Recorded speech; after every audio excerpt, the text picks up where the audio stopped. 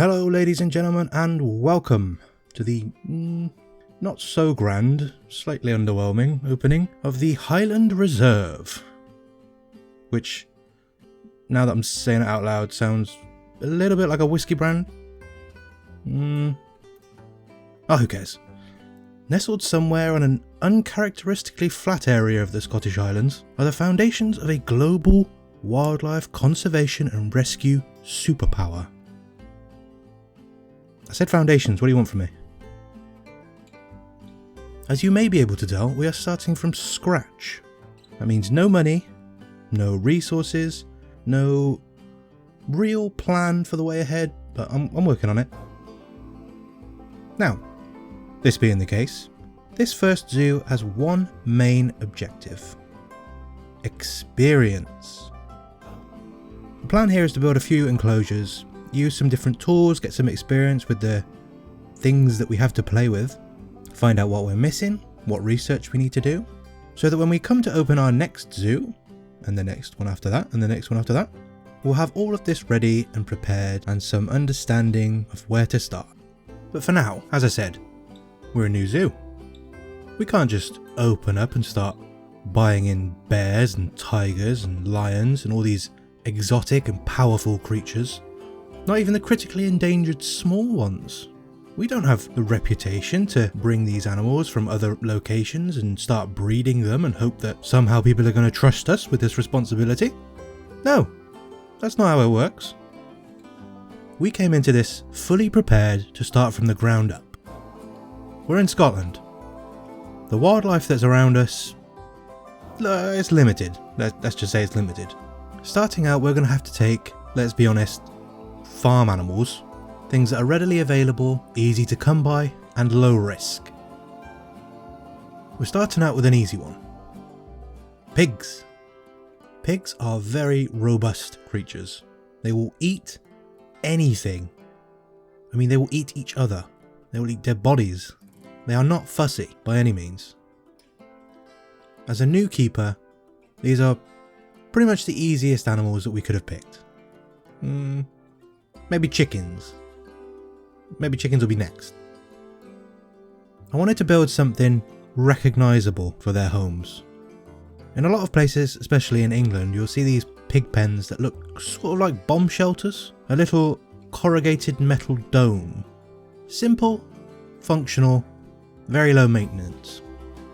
However, as I said at the beginning, we are restricted on what we can use to build.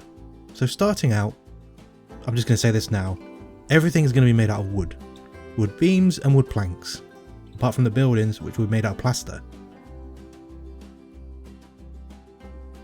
Aside from the aforementioned lack of materials, I was quite happy with how these pig pens sort of shaped up.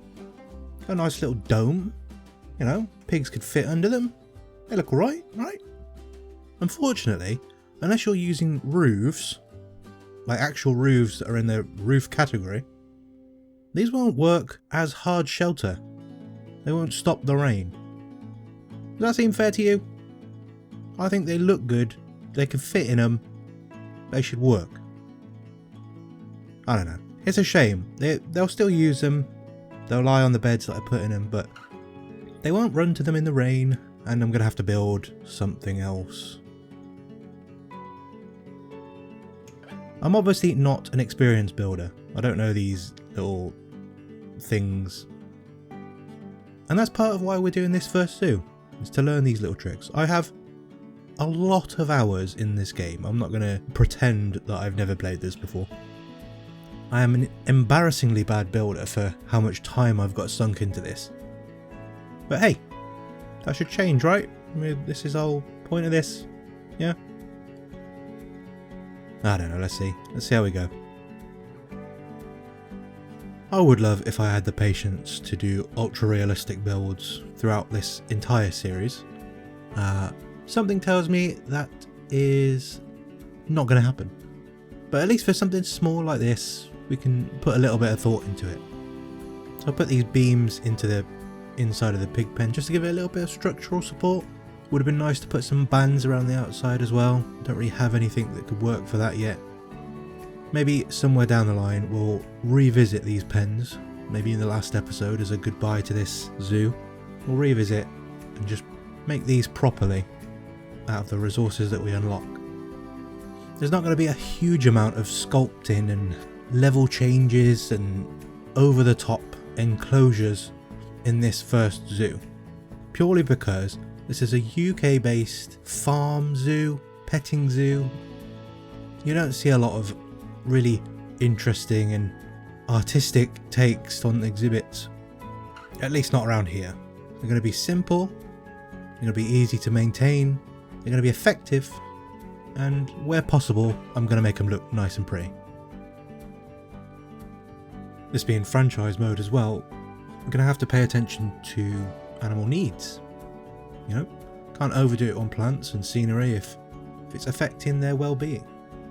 So that's another thing that we're going to have to pay close attention to, because usually if I'm playing on my own just for fun, I'm going to overdo the rocks, overdo the plants. I'm going to make it look really realistic and appealing to me. I don't care about the animals when I'm playing on my own. That is not the goal today. I shouldn't say I don't care about the animals. That's not right. I care about the animals. I prefer animals to people most of the time. What I mean is, if I'm building with restrictions turned off, I'm going to prioritise the look that I'm going for over a little bit of uncomfortability. You know what I mean. As I said, we're going for simplicity and a bit of easy to maintain infrastructure. So these fences, very simple, just to keep the pigs out. Keep the pigs in and the people out. Typically I prefer natural barriers, you know, rock formations, wooded areas, impassable undergrowth. I like to try and reduce the amount of normal fencing as much as possible, just to give it that natural, wild feel. So if you're a guest here, you're walking around, you feel like you could almost go and touch the animals. You can't, because they will eat you, but you feel like you could. That's what matters. Here I'm doing a small amount of landscaping.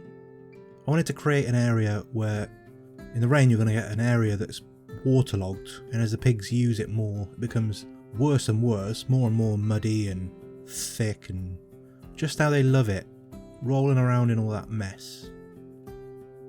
I'm aware that there are mud pits that you can unlock at some point with research and research to the pigs. So at some point I'm going to put one of these down there. It's going to look a bit barren at the moment, but that is the idea. And hopefully, maybe at the end of the video, I can add in a clip of the piggies rolling around in the mud. Now there's obviously no need here for vehicle access. However, I've always thought it was weird. The zookeepers walk in with these boxes that they're carrying, like the UPS guy, throwing them into the enclosure, and out comes, well, in here a pig. You can imagine a rhino or an elephant in one of the others. It doesn't make sense, it's weird to me. So I'm putting on some access for vehicles to back into. And this is something that I want to include more of when it makes sense. You know, if I'm doing a chicken habitat, I'm not going to have a massive entrance for a trailer to reverse into. But for something here, you know, it's a farm animal. They have trailers specifically for these types of animals. It's something I wanted to include. Also, here is another example of that lack of resources, available materials to work with, playing a role in how we're going to construct these fences. I would very much like some sort of rope that I can throw over the centre of the two gates to keep them in place. Or chain, hinges for the gate, that would be nice. Anyway, the fence is nearly done, so we're about ready for the first arrivals to the Highland Reserve. So I will leave you, for now, to welcome our new guests.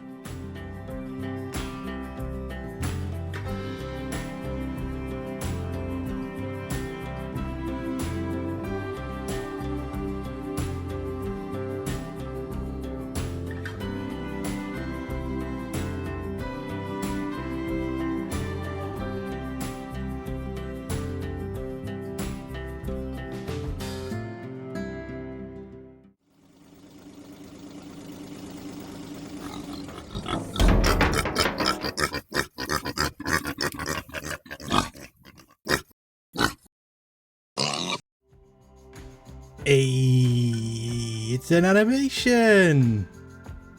Granted, it's not a great animation, but you won't get better unless you keep trying at something.